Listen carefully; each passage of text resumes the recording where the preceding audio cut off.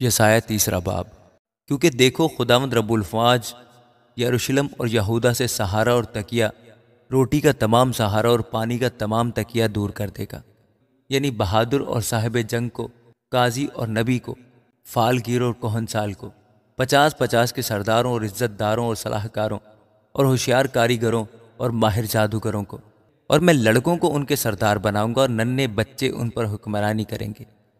لوگوں میں سے ہر ایک دوسرے پر اور ہر ایک اپنے ہمسایہ پر ستم کرے گا، اور بچے بوڑھوں کی اور رذیل شریفوں کی گستاخی کریں گے۔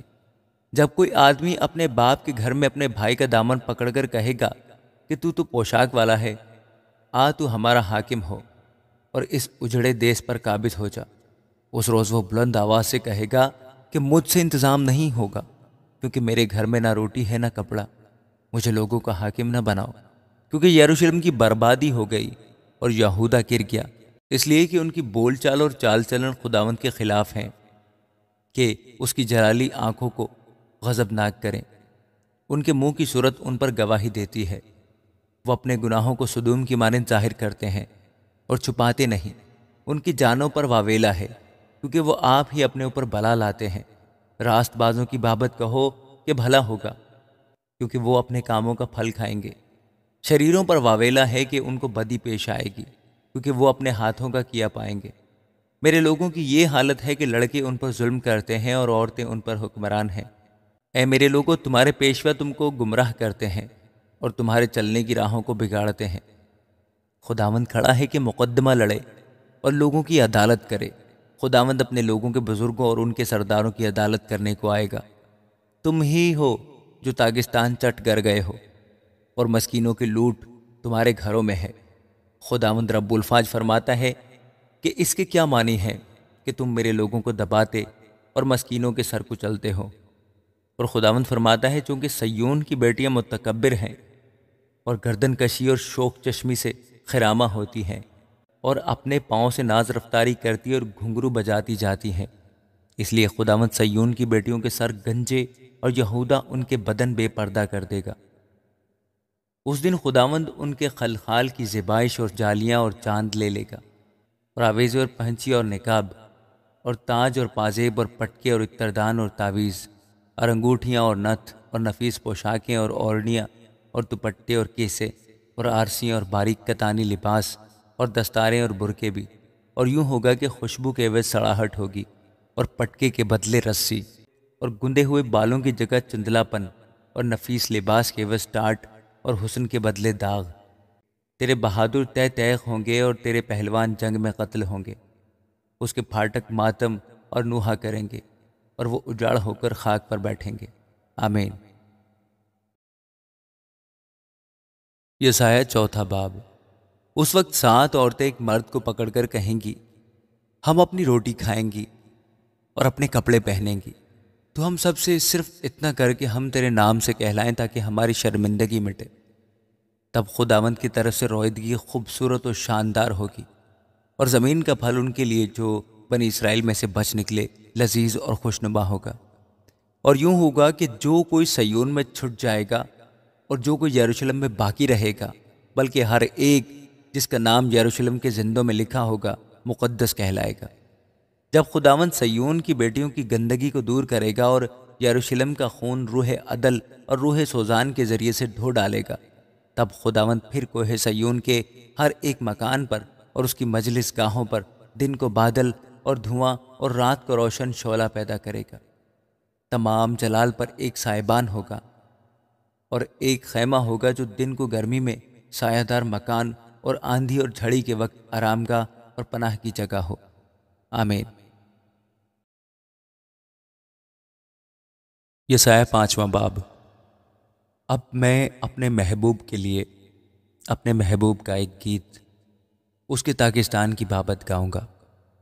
میرے محبوب کا تاکستان ایک زرخیز پہاڑ پر تھا، اور اس نے اسے کھودا اور اس سے پتھر نکال پھینکے اور اچھی سے اچھی تاکیں اس میں لگائیں اور اس میں برج بنایا، اور ایک کولو بھی اس میں تراشا، اور انتظار کیا کہ اس میں اچھے انگور لگیں، لیکن اس میں جنگلی انگور لگے۔ اب اے یروشلم کے باشندوں اور یہودا کے لوگوں، میرے اور میرے پاکستان میں تم ہی انصاف کرو کہ میں اپنے پاکستان کے لیے اور کیا کر سکتا تھا جو میں نے نہ کیا۔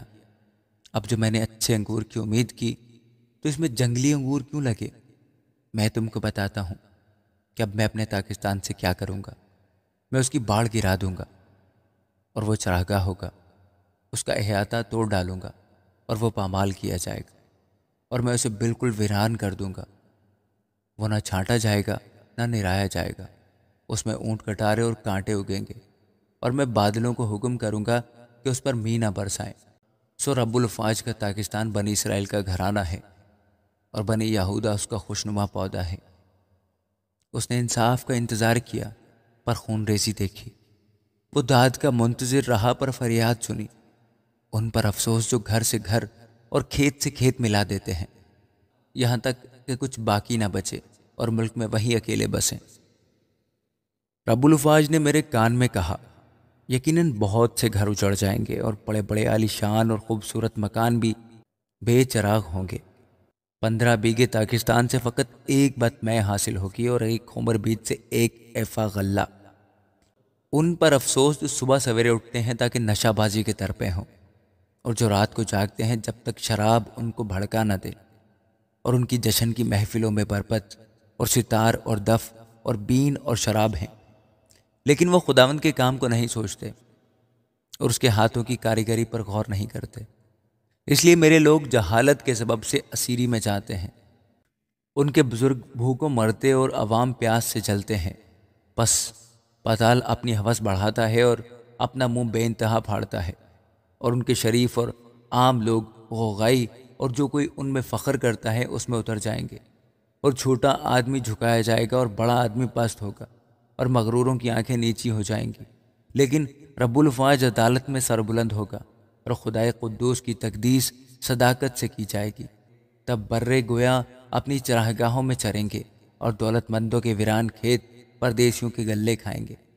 ان پر افسوس جو بطالت کی تنابوں سے بد کرداری کو اور گویا گاڑی کے رستوں سے گناہ کو کھینچ لاتے ہیں، اور جو کہتے ہیں وہ جلدی کرے اور پھرتی سے اپنا کام کرے کہ ہم دیکھیں اور اسرائیل کے قدوس کی مشورت نزدیک ہو اور آن پہنچے تاکہ ہم اسے جانیں۔ ان پر افسوس جو بدی کو نیکی اور نیکی کو بدی کہتے ہیں، اور نور کی جگہ تاریکی کو اور تاریکی کی جگہ نور کو دیتے ہیں، اور شرینی کے بدلے تلخی اور تلخی کے بدلے شرینی رکھتے ہیں۔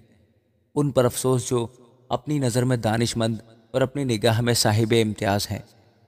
ان پر افسوس جو میں پینے میں زور آور اور شراب ملانے میں پہلوان ہیں، جو رشوت لے کر شریروں کو صادق اور صادق کو ناراض ٹھہراتے ہیں۔ بس جس طرح آگ بھوسے کو کھا جاتی ہے اور جلتا ہوا پھوس بیٹھ جاتا ہے، اسی طرح ان کی جڑ بوسیدہ ہوگی اور ان کی کلی گرد کی طرح اڑ جائے گی، کیونکہ انہوں نے رب الفاج کی شریعت کو ترک کیا اور اسرائیل کے قدوس کے کلام کو حقیر جانا۔ اس لیے خداوند کا قہر ان کے لوگوں پر بھڑکا، اور اس نے ان کے خلاف اپنا ہاتھ بڑھایا اور ان کو مارا، چنانچہ پہاڑ کانپ گئے، اور ان کی لاشیں بازاروں میں غلاظت کی مانند پڑی ہیں۔ باوجود اس کے اس کا قہر ٹل نہیں گیا، بلکہ اس کا ہاتھ ہنوز بڑھا ہوا ہے، اور وہ لوگوں کے لیے دور سے جھنڈا کھڑا کرے گا، اور ان کو زمین کی انتہا سے سسکار کر بلائے گا، اور دیکھ وہ دوڑے چلے آئیں گے۔ نہ کوئی ان میں تھکے گا نہ پھسلے گا، نہ کوئی اونگے گا نہ سوئے گا، نہ ان کا کمر بند کھلے گا اور نہ ان کی جوتیوں کا تسمہ ٹوٹے گا۔ ان کے تیر تیز ہیں اور ان کی سب کمانیں کشیدہ ہوں گی، ان کے گھوڑوں کے سم چکماک اور ان کی گاڑیاں گرد باد کی مانند ہوں گی۔ وہ شیرنی کی مانند گرجیں گے، ہاں وہ جوان شیروں کی طرح دھاڑیں گے۔ وہ غرا کر شکار پکڑیں گے اور اسے بے روک ٹوک لے جائیں گے، اور کوئی بچانے والا نہ ہوگا۔ اور اس روز وہ ان پر ایسا شور مچائیں گے جیسا سمندر کا شور ہوتا ہے، اور اگر کوئی اس ملک پر نظر کرے تو بس اندھیرا اور تنگ حالی ہے، اور روشنی اس کے بادلوں سے تاریک ہو جاتی ہے۔ آمین۔